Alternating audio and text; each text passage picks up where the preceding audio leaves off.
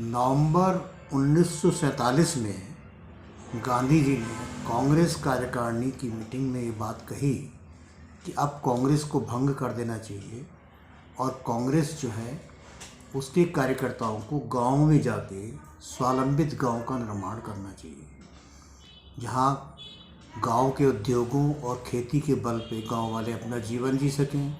कांग्रेस कार्यकर्ताओं को वहाँ लोगों को स्वस्थ रहने के लिए तरीका सिखाना चाहिए।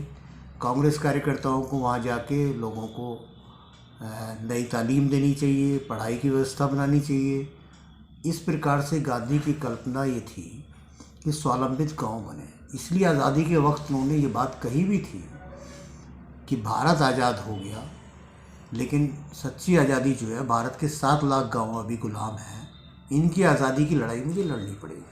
यही गांधी जी का आगे का मकसद था। तो गांधी जी स्वावलंबित गांव बनाना चाहते थे।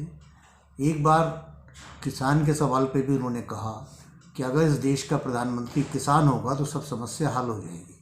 उनका मतलब यही था कि गांव केंद्रित सोच होनी चाहिए। गांधी का मानना था कि भारत में गांव के लिए शहर थे और अंग्रेजी व्यवस्था में शहर के लिए गांव हो गए, यानी शहर का उपनिवेश हो गए गांव। जबकि भारत में क्या था कि भारत में गांव के अपने स्वावलंबित जीवन जीते हुए उनकी और कुछ आवश्यकताओं के लिए शहरों का निर्माण हुआ था।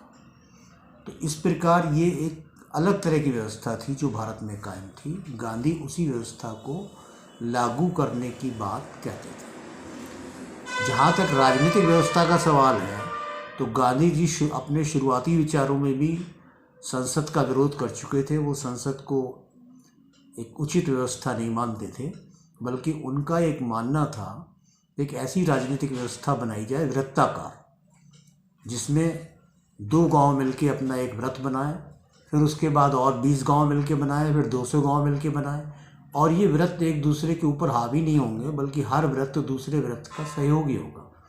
तो इस तरह गांव आधारित राजनीतिक व्यवस्था, विकेंद्रित राज व्यवस्था को खड़ा करने की बात गांधी करते हैं।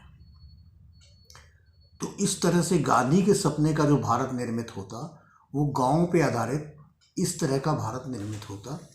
उनका मानना था कि देखिए, संसदीय व्यवस्था में विभिन्न दल खड़े हो गए हैं, गुटबंदियाँ हो गई हैं, लोग आपस में लड़ रहे हैं। इससे अच्छा ये है कि हम गांव केंद्रित अपनी अर्थव्यवस्था बनाएं, और स्वावलंबित गांव होगा तो स्वावलंबित देश होगा, हम किसी पे निर्भर नहीं होंगे। लेकिन गांधी का ये सपना पूरा नहीं हो सका। तो अगर कोई गांधी या गांधी विचार को मानता है तो उसके सामने ये चुनौती है कि गांधी के सपने को पूरा करें।